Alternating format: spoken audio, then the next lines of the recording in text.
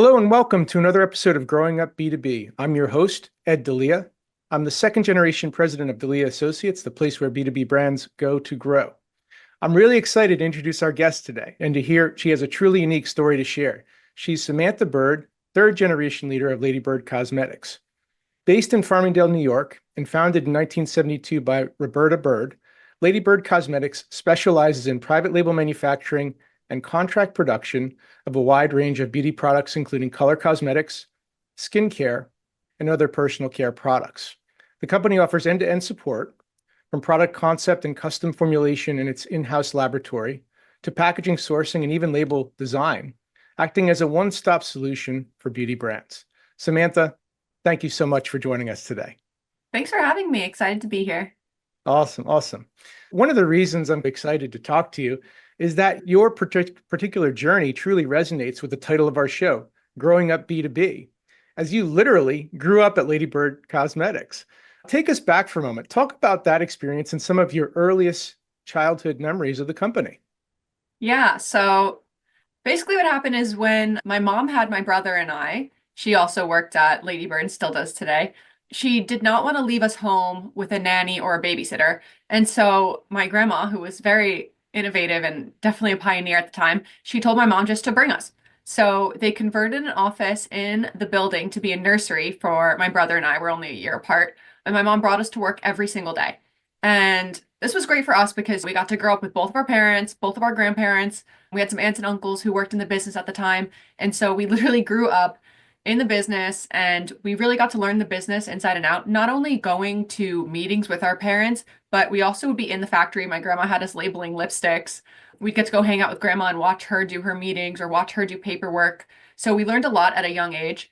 And just being around the business since I was a kid is for me, it was all I knew. I didn't know there was any other way. But like in hindsight, I feel like I got a business education really young. And by the time I was like later in high school and early college and actually pursuing business degrees, I felt like I just was a little step ahead of everybody else. But we did trade shows as kids. I think my first trade show was at age 4. My brother was 5. We used to do them every year. And so we've just been in a professional environment since a young age. And there's just so many things about the business that you get to learn when you're just there every single day. So yeah, it was a Minnie and Mickey themed nursery. That's awesome. Yeah. So it's very rare that you hear about that early immersion. How do you categorize your relationship with the business then? Was it fun? When did you start to actualize that this is a business? This is how my folks and my grandma generate income for their families. Like, when did that start to materialize for you? Yeah, I think I just thought the business was like a fun playground. I knew it was mom and dad and grandma's workplace, but especially as a kid, it's really hard to conceptualize what B2B is. And like I Mhm. knew we had a factory and I knew we made makeup, but I didn't necessarily understand like how it was sold or where it was sold or like how they actually made money off of that. Because as a kid, the only sort of business you really understand is like the mall, like Yeah, lemonade stands, like very basic, like business to consumer and B2C. And so yeah, conceptualizing B2B as a kid was really difficult. I don't think I knew that's how they made their money and I knew that's what they did and I knew grandma started the business, but I don't think I realized until probably later in middle school what we actually did, like fully understanding B2B. And honestly, I think it's because I had friends who would ask questions. And when they asked me questions, I actually had to really think about what are they yeah. doing? Like, how does this make money? Okay, I know we make products, but you can't buy them at a store under our label. So what does that really mean? And I think I had a moment of, yeah, as to your point, actualizing what B2B is and Yeah. business that we were in. Yeah, I think I had a similar conversation with my dad way back. So he was explaining we sell this way or we market this way as a B2B. And I was like, why? It's like I didn't Why quite don't get you it. just go sell it at a store like everybody else? And then he's like, because businesses buy stuff too. And I was like, Yeah. okay, that makes sense to me at the age of 10 or 11 or whatever it was. From speaking with you prior to the show, it's very clear you had a very close relationship with your grandmother and the founder, who sadly passed in 2023. Can you talk about your grandma for a moment? Just what does she represent to you, Samantha? She's she's everything. I wrote this in my tribute. I gave her eulogy at her funeral, but something that I think really encompasses grandma is that she like almost invented work from home and work-life balance and she was a woman in STEM before STEM was even an acronym and she did all these things before everybody else. But the craziest thing is when you grow up with someone like that, like you don't realize what a visionary she is and you don't realize how special it is because to you, that's just how the world works. Like, I didn't realize how crazy it was that my grandma started a business in the 70s as a woman because it's all I knew. And we had a very matriarchal family where she was in charge and my mom also worked. And so I always saw women in these high level executive positions, and that's just what I thought it was. And it's not until, of course, I was older that I realized how crazy her story was. But I'm really lucky because my parents, from a young age, put a huge emphasis on having a close relationship with grandparents. They Mhm. always reminded us, like, they're not going to be around your whole life. Make the most of your time now, which as a kid is harrowing and very sad. But we did take it to heart. And my brother and I had such a close relationship with both of our grandparents, my grandma and her husband, my grandpa Bert. And the best thing is that I ended up going to college in Florida, where my grandparents ended up living for half the year once they retired. Okay. And my grandma really encouraged us. I was applying to colleges and she was like, go to Miami, go to Miami. And it was amazing because once I was down there, I used to see them every single weekend. So when I was a freshman, before I had a car, grandma and grandpa would drive down, take me out to dinner, make sure my fridge was stocked up with whatever I wanted. And then sophomore year, once I got a car on campus and you were allowed to drive and stuff, then I would go up and visit them every single weekend. And unfortunately, my grandpa ended up passing away when I was in college, but grandma was still down there. And so I hung out with her every Sunday. We started going Wow. to she had a brunch club and they would let me come to ladies brunch club. So it'd be me and like all of the older ladies, but they loved it because they thought it was fresh. But yeah, I lived with my grandma a few times over the years, especially during COVID, during lockdown, she was by herself and this was after my grandpa had passed. So I moved in with her so she wasn't by herself, but also I could run out and get groceries and medications and stuff like that. Yeah, and just anytime growing up, you have a feud with your parents and it's, I'm gonna move out. And my grandma was like, okay, you can come live with me. So I would go live with grandma. So I'm really lucky I had such a good relationship with her. I got to see her in her prime. I got to see her at all of her trade shows. I got to see her growing the business.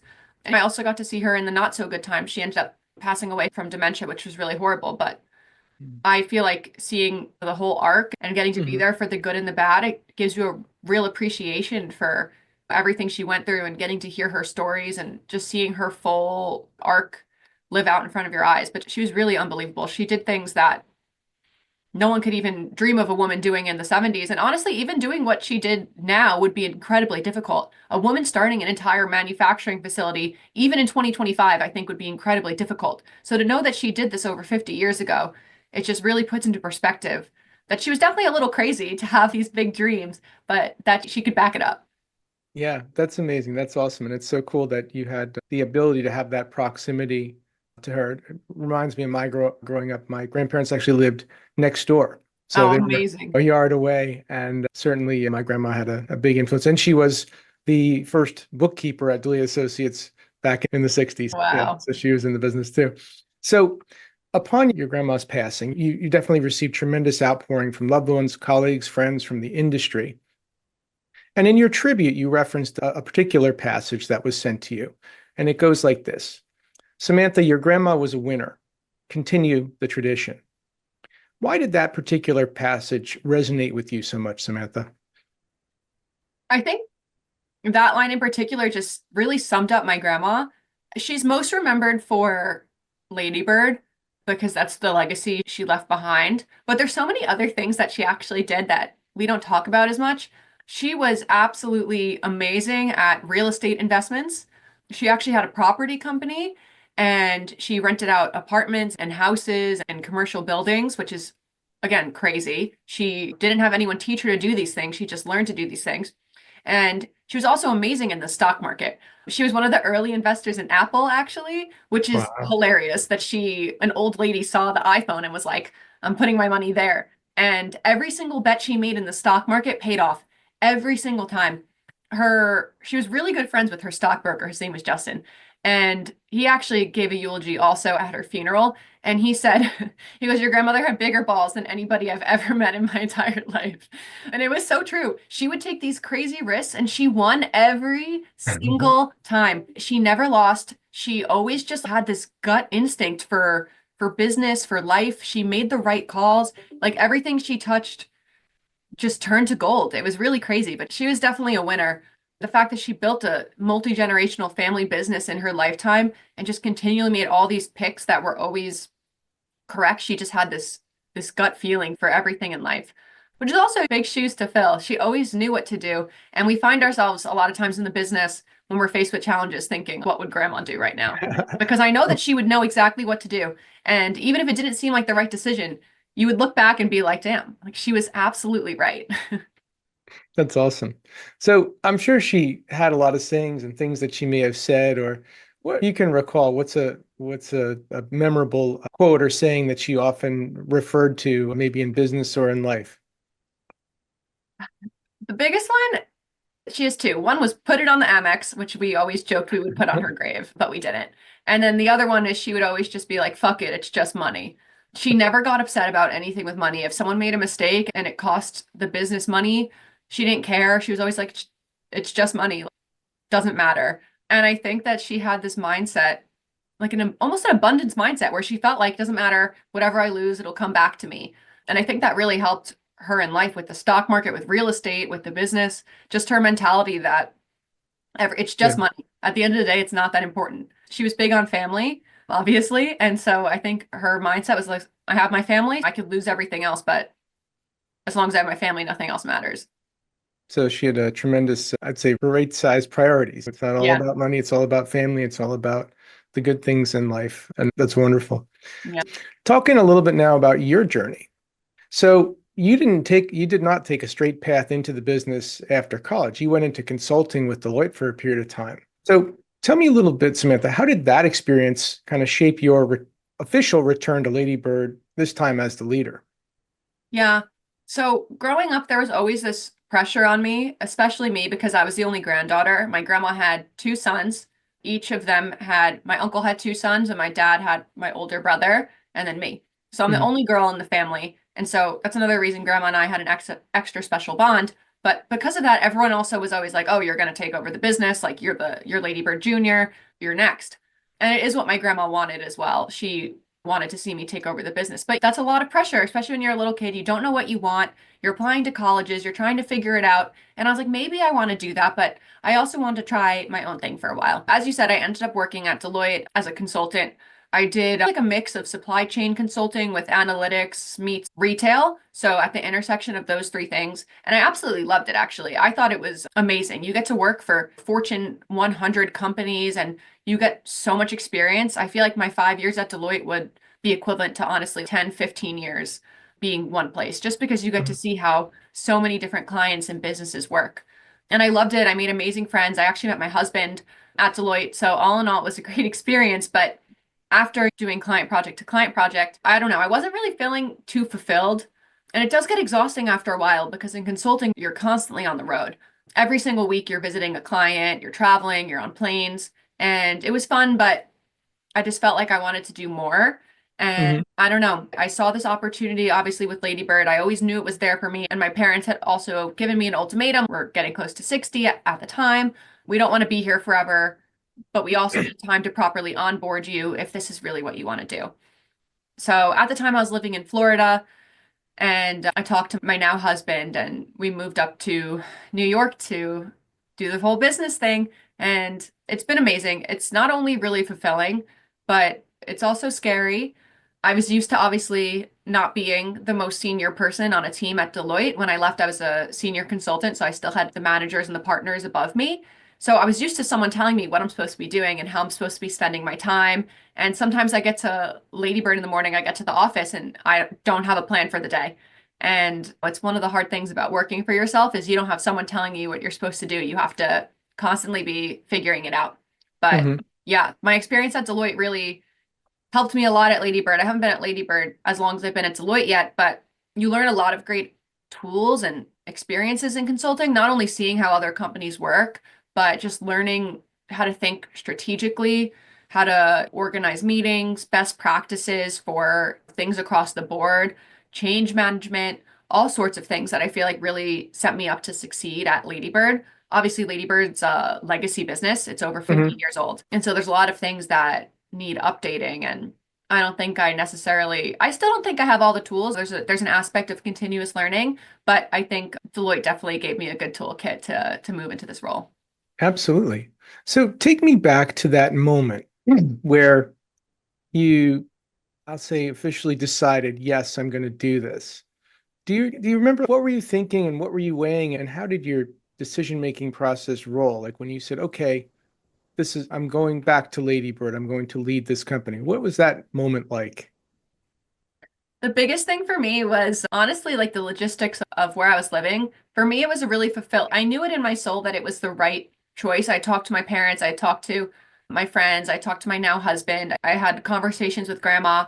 Everyone felt that it was the right move for me. And I had been helping from afar for a little while too, so I wasn't completely out of the loop. And during COVID, I'd spent a lot of time in New York just so I wasn't alone. I was living in Florida at the time. So I felt like we had been approaching this decision for a while. And it Mhm. honestly felt amazing to finally make it. It's really exciting to feel like I was forging my own path. But the biggest thing for me was actually the logistics because I had just convinced my now husband to move to Florida with me. We were just dating at the time. He had just finished his MBA at Wharton. So he was in Philly for the last 2 years. We had been long distance. We had a whole plan for when he graduated for him to move to Miami with me and we were going to live in Florida. And then we finally got to that stage of our lives. And I was like, I want to move to New York. Like, I want to move to Long Island. So I was mostly nervous to ask him to move to Long Island with me. But he was extremely supportive and was like, this is what's best for you. So this is what's best for us. And we're going to do it. But funnily enough, he's actually originally from South America. So I think he's probably the only person on Long Island who lives here who's not from Long Island. Long Island is just a bunch of people who are born and raised on Long Island and never left. So it's always funny to me to see him in a place like this. That's because there's too much traffic to get off the island, right? So you got to stay You just there. stay. Once you're on, you don't leave. That's awesome, man. And it sounds like you've got an extremely supportive counterpart in your life and your Yeah. husband. That's really amazing. So you've been running at the helm about 2 years now. What's one of the things that you've already learned, let's say, about one big takeaway about stepping into leadership in a family business? The hardest thing is obviously no one is going to have respect for you because in my 20s, everyone, especially at the business, there's people, my head of R&D, for example, his first day of work at Lady Bird was the literal day I was born. He tells this story about how he showed up for his first day of work and no one was there. And he was like, where is everybody? And they're like, oh, they're having the baby. So for people like that, and we have people who have been with us for 20, 25, 30 years, Hmm. to have a bunch of people like that who have known you since you were a literal infant and then have seen you in elementary school and as a kid, it's definitely a weird dynamic to now be their boss and to have to gain their respect when there's really no reason they should respect you. You're given this role. People love to make fun of Nepo babies, and I'm always like, family businesses are like the Nepo babies of all Nepo babies. So it's really like the hardest thing is you have to earn respect. And I Hmm. know it takes a long time, and it's just hopefully they see that you give them respect and they see the ideas that you have and how you want to carry on the legacy of grandma and they can eventually learn to respect you. But everyone had a crazy amount of respect for grandma, obviously, because she really forged her own path. She went through it to start this business. They saw her do everything from absolutely nothing. So she just had an immense amount of respect. And I don't ever expect anyone to respect me the way they respected grandma, but it's more of a mutual working Hmm. relationship, obviously bringing in some new people to have my own team. So that's the biggest challenge. And I would say the other biggest challenge is what I was saying before. It is a legacy business. And so a lot of things are done a certain way, and that's just the way they've always been done. And so that's the way everyone continues to do them. And it's just the way things go. And especially coming from consulting, where we were working with Fortune 100 companies who are very tech savvy. Everybody is well trained on multiple forms of technology. And then coming into a legacy business where sometimes people just know that the basics of Outlook and that's it. So it's a lot of getting people up to speed on the way that I want to do things. But there's also the resistance there of, no, this is how we've always done things, and being like, okay, it's also been 50 years and everything else in the world has changed. So maybe we have to change too. And that's tough no matter what it is, especially It, with the people who have been with us a long time. it But certainly is, yeah. And change management. I can empathize with I faced a lot of that as I was coming in as well. And I think that's only natural. But as they see you day to day, standing shoulder to shoulder with them, I think that respect is earned by virtue of your actions too. And they see Right. that And you're, it takes a while, but yeah, people do grow to trust you after a yeah. while. So your parents are still involved in parts of the business. Yeah. How have you navigated that transition in terms of roles and you being the leader of the company and them still being involved? How do you work all that out on a day to day? Yeah. So the It's been generally pretty easy, which is lucky because it's basically the way our roles are. So my dad, quick story on my dad is he actually before he came to work for Lady Burd, he's an engineer. So he was actually working on the space station. He was working for Northrop Grumman. And my grandma was like, "Oh, just when your contract's up, like just come help me set up the machinery for a week or two, and then you could go back to being like a fancy engineer." But she like conned him, and that's how my dad ended up at Lady Burd, and he never left. But that being said, his background is engineering. So my dad is incredibly helpful, obviously, with the whole engineering, warehousing, operations, logistics, mechanical part of the business, which is great because that's not where I have experience. My experience is more on the like marketing, data, strategy side. And so my dad still helps a ton with the engineering aspect of the business. So that's good. We don't really butt heads much because that's not my area of expertise. I take his word for it.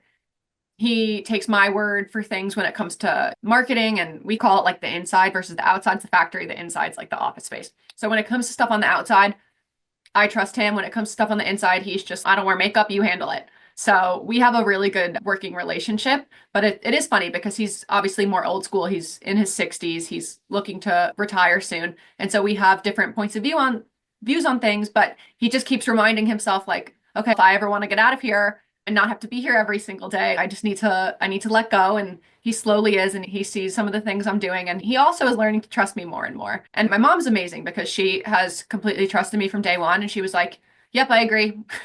Whatever you want, I agree. That's great." So they're just, really helpful. Always happy to teach me certain things. It's crazy that no matter how long I'm there, there's always something new that pops up that I have to go ask one of them about or have one of them teach me and learn about through them. And that's, I think you said it well, Samantha, trust. That's something that I think sometimes people don't fully understand if they're not part of a family business, but you've got such a deep trust level that with these people that are family members and involved in the business. And it sounds like there's a mutual trust that they're trusting you to do what you need to do. You're entrusting them to support what they're looking to do. Yeah. And that's part of what makes it work really well. It's cute. My dad will like sometimes come into one of my meetings and then he'll listen in the corner for a little bit. He'll look around and be like, "Oh, okay." And then he'll just leave. And he'll text me and be like, "You had it handled." And I was like, "Yeah, I did." So it's good that he gets to see it. But it's also cute. I try to look at it from their point of view. I'm their youngest daughter. I'm their youngest child. So I try to think of it from their point of view. I don't know. You have this baby almost 30 years ago, and now you just have to let go and let her run this business that your mom started. It's really a crazy kind of situation when you think of it through their Yeah. lens. Yeah, I think I can certainly know that my dad, it was towards the end, it was a little bit hard for him to fully let go, even though in my particular case, I was buying him out. And I think there's an inherent sense of parents, they don't want to see their kids fail or falter. And sometimes you have to, to learn. Sometimes they have to say, okay, you're out of the nest, go fly, and you Right. might falter, but that's life. And it's probably very hard on the other end. And I see it with my own kids. You always want to cradle them and protect them, but sometimes they need to be self-reliant and Right. self-accountable and self-aware to truly be effective people and productive people. That's got to be hard. Yeah. But they're always a call away. They're not, Yeah. we actually Yeah. only live really across the street from each other. Oh, wow. We bought Okay. our house like 5 minutes from theirs. So That's great. That's they're never great. getting rid of me. So you referenced this, one of the areas you're spending very close attention to is marketing and the Lady Bird brand. How would you say you're bringing your own spirit and vision and style to the Lady Bird image? So one of the things I noticed early on is that the entire brand of Lady Burd was my grandma. And rightfully, every trade show I went to, people would come up to the booth and ask for her. And I thought that was crazy because she lived until her 80s. And I was like, what sort of 80-year-olds would be at these trade shows? But I realized that she was this like larger than life kind of force. And of course, I could never replace her. Like none of us to this day, no one will ever take the CEO title because she was always the CEO. So there's no aspect of replacing her, but this aspect of me becoming the brand is what I felt we really had to do and put like a face to the factory because manufacturing is so impersonal. There's so many factories where it's like you don't really know the story. People, I feel like when it comes to a factory, they throw the whole, people understand branding, of course, when it comes to retail brands, but people Mhm. don't think of brands when it comes to B2B, especially with manufacturing and factories. And I wanted to really personify our business. And one of the big things that I've done is I've created a social media presence for Lady Burd. And one of grandma's like core tenets of starting the business was that she wanted to make having a business accessible to women because she had such a difficult time starting a business. She didn't want anyone else to go through that. Mhm. So the premise of Lady Burd is that we do lower MOQ batch sizes. We're also capable of doing large MOQ batch sizes, but we do low MOQs when no one else really will. And this was to make everything accessible to women. And so I took this idea about making business accessible and I was like, how else do I add to this? And so one of the big things I do on social media, YouTube, Instagram, TikTok, LinkedIn, is I post a lot of, I call them like 101 classes, like starting a business 101, starting a beauty brand 101, like things that you should ask when you're interviewing contract manufacturers, like mistakes that first time beauty founders make. And I make a lot of videos like that hopefully help people who are just getting started, but also personify us as a business and put a face to the name. And on top of that, it also helps us, right? Because if we have clients who come to us and they already know the basics, they know what an MOQ is, they know what a contract manufacturer is, they know some of the basics of making bulk or formula and production because they've learned through our videos, it actually makes them a better customer for us because they're easier to deal with. They already understand things. We're on the same page. You can jump through the intro call and you're already settled in and you both know what's going on. So the social media is probably the biggest change I've made to the business. We didn't have social media presence before, and now we have a decent sized following. Not huge. We're never going to be a million Dollar. follower business just because it is a factory at the end of the day. But we get a lot of customers through social media now. And it's also fun because I feel like I've built a little bit of notoriety for myself and I go to trade shows and people recognize me or they'll see something I post and they come and ask me about it. And so it's really fun to have built this community where we can teach, but also you get to talk to all of your customers directly, especially as a leader in the business to be able to talk to all the customers. Usually I'd have to pick up a phone and sit there and individually call them, but now I can just put up a poll or have them reply to my stories or comment on a video that I posted and I can talk to a lot of our customers and see how they're feeling and thinking and get a lot of that data really firsthand. So that's been a really cool experience for us as well. And I think it's been going well. And it's very interesting that you're also making yourself as a leader accessible. Say, I'm accessible. I'm not behind closed doors. I'm very much a forward facing for this brand, supporting this brand, and you can talk to me. And a lot of times people forget that the big iconic brands in beauty and personal care, they started small. Right. They They started did. somewhere with an Everyone has to idea and a start somewhere. vision. Yeah. And it would sound as though you are essentially ushering the next generation of Lady Bird customers every step of the way. I So, hope to. Actually, one of my favorite things that I did is it was a few months ago. I think I'm going to do it maybe once a quarter, but I put up my own personal calendar booking link on Instagram. And I was like, I had one day open just for Friday. And I was like, anyone who wants to speak directly to me and set up a 30-minute consult with me, here's the link. Because usually it's with my sales team. But every once in a while I do them. And it's really nice because then I feel like not only do I get to talk to that customer, which for me is really cool. I like doing the consult calls, but then that customer I feel like has a deeper bond with us yeah, rather than just dealing with a sales rep. And all my sales reps are amazing. A lot of them have been with us for over 20 years, but they have a greater appreciation for the business as well, like knowing that mhm, someone like one of the birds from the bird family like actually will go into a showroom and talk with them or take a phone call with them and that we are, to your point, accessible. that's awesome. That's awesome. So tell me, what's maybe a behind the scenes reality of running a beauty manufacturing business that might surprise people? I don't know what would surprise people. I feel like I guess it would come off as a glamorous job and like you just play with makeup all day. But I spend most of my time in production meetings and meetings with the lab. I would say most of my time is production and lab and sales meetings. So it's not as much playing with makeup as you would like. I do our product development too, which is really fun, but it doesn't Mhm. take actually that long, or it's a bit of a slow process. And so I don't really get to play with makeup all day long. Yeah, just a lot of production meetings, a lot of machinery breaking, a lot of QC and stuff like that. A lot of it's just technical and boring, actually. Okay, okay. Relatively newly married. Question about you and your husband. So he's got a fairly big job in finance. You've got this big career in running Lady Bird Cosmetics. How do you balance and support each other professionally? Like, how do you make it all work? I would say that right now we're pretty lucky that we don't have anything else going on besides our Mhm. professional lives. It's like the whole a dink, dual income, no kids situation. And our jobs are at the forefront right now. Okay. And I am really lucky to have him. He works in private equity. And so we have that mutual understanding where he's going to be working a lot, I'm going to be working a lot, and we both just we just know that's our reality. Mhm. It's also just we have a schedule that we follow. We listened to this podcast one time with Rob Dyrdek. I'm not sure if you're familiar with Rob Dyrdek, but he was big on MTV and he also is a venture capitalist and does a lot of other things. But he had this great segment about how he had a schedule with his wife where Mondays was pizza night, Tuesdays was movie night. Like he had at least like Wednesdays, he was really busy at work, but he would meet his wife for lunch. It was just like a little something each day where he would Mhm. prioritize his wife.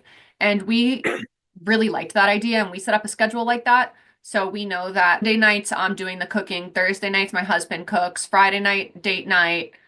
When we were prepping for the wedding, like Tuesday night we would go to dance class. So we have some like a little something every single night that we can look forward to. And again, that's in a perfect world. This week, for example, he's been traveling nonstop. They're closing on a couple new shops. And he was traveling Sunday, Monday, then he had a client dinner Tuesday. So I didn't see him for 3 days in a row, even though once he got home, he was technically home. I still didn't see him. So that's just like a reality of it. And then we deal with the reverse also. I do a lot of trade shows. I go Mhm. to Vegas for a week every year. I go to LA every year. I just got back from a show in New Jersey not too long ago. And he tags along when he can. Sometimes it makes sense. I'm pretty sure that they own a few shops in like California. So when I go to Mhm. LA, he comes with me to LA. So we make it work where we can, but for now it's pretty easy. We don't have any dependents. So the world Just the just dog. revolves around us. That's awesome. If you were to give somebody who was contemplating stepping into family business, stepping into a role, a young person, what might you tell them? What would be a good piece of advice you might give somebody that was thinking about doing what you did? The biggest is to be humble. Like you're walking into a business where you know the least. And just because your last name is on the building or your mom and dad work there, your grandma started, whoever, doesn't mean that you like know more than anyone else or that you're better than anybody else. Even if you come from like a fancy consulting finance job, you still have to start at the bottom of the totem pole and work your way up and just learn from those around you because everybody has more experience than you do. So, number one is to be humble. Two, I would say, is learn from everybody and everything. I try to read as many business books as I can, and I listen to business podcasts every single day.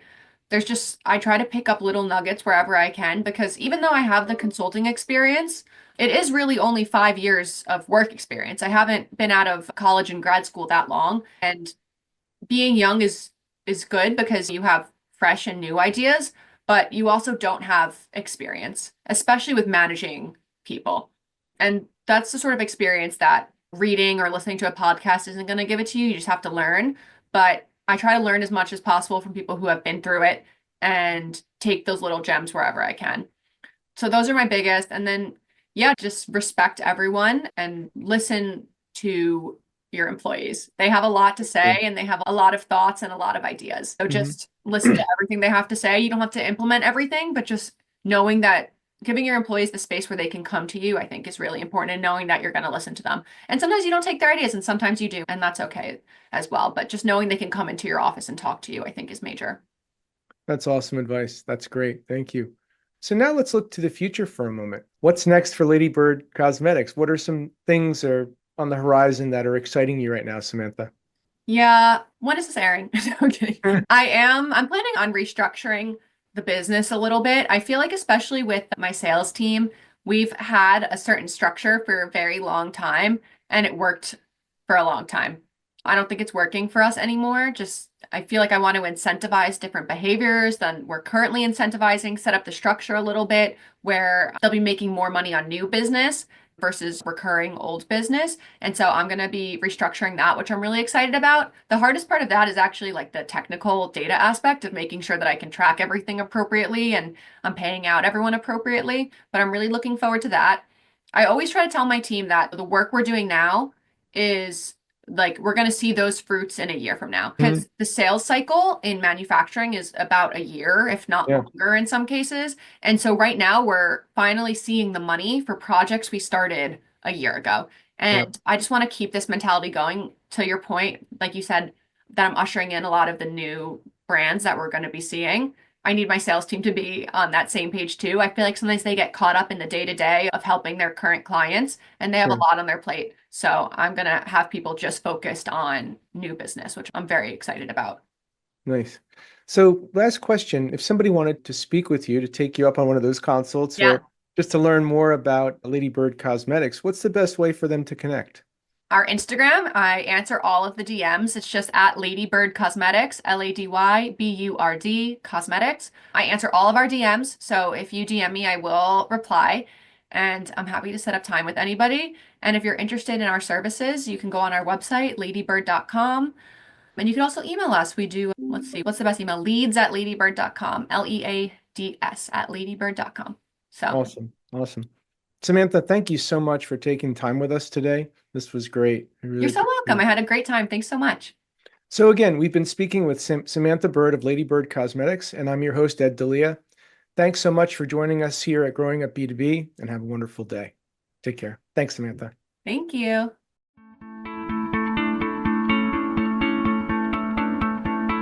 Hey, thanks so much for tuning into Growing Up B2B. To explore more episodes and insights, visit podcast.delianet.com. And if you've enjoyed this episode, please give us a rating or review on your podcast platform of choice.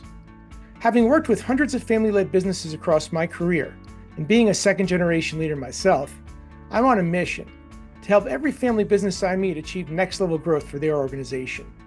So feel free also to connect with me on LinkedIn, and let's support each other. You can also find out more about my company at delianet.com. Again, I'm your host, Ed Delia, and thanks so much for joining us today. Take care.